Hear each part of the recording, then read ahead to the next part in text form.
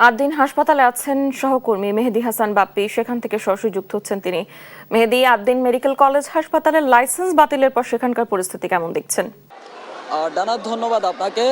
সন্ধ্যা থেকে রাজধানীর মগবাজার অবস্থিত আদ্দিন হাসপাতালের যে লাইসেন্স বাতিলের ঘটনা আজ, সেই ঘটনাকে কেন্দ্র করে কিন্তু সন্ধ্যা থেকে এখানে একটু উত্তেজনাকর পরিস্থিতি তৈরি হয়েছে। এবং এখানে আমার পিছনে যদি একটু দেখায়, এখানে আইন শৃঙ্খলা রক্ষাকারী বাহিনীও কিন্তু অবস্থান নিয়েছে। একই সাথে সন্ধ্যা থেকে এখানকার যেই রোগীদের স্বজনরা রয়েছে তারা কিন্তু এখানে এসে হাসপাতালের সামনে জড়ো হয়েছে এবং তাদের পক্ষ থেকে বিভিন্ন দাবি আসলে তোলা হচ্ছে। তাদের পক্ষ থেকে জানানো হচ্ছিল যেমনটি যে একটি হাসপাতাল বন্ধ করে দেয়াই কিন্তু সমাধান নয়, এমনটি কিন্তু তাদের পক্ষ থেকে বলা হচ্ছে। এছাড়াও সন্ধ্যা থেকে যখন এখানকার যে রোগীদের সেবা সেটি বন্ধ করে দেয়া হলে কিন্তু এই ঘটনার সূত্রপাত ঘটে এবং যেই 6 নবজাতকের মৃত্যুর ঘটনাকে কেন্দ্র করে এই আদ্দিন হাসপাতালের লাইসেন্স বাতিলের ঘোষণা হয়েছে।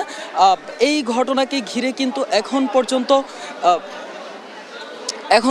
কিন্তু এখনও এই আদ্দিন হাসপাতালে কিন্তু উত্তেজনাকর পরিস্থিতি তৈরি হয়ে রয়েছে এবং আমরা দেখতে পাচ্ছি যে রোগীর স্বজনরা কিন্তু এখনও হাসপাতালের সামনে জড়ো হয়ে বিভিন্নভাবে কিন্তু তারা স্লোগানও দিচ্ছে বারে বারে।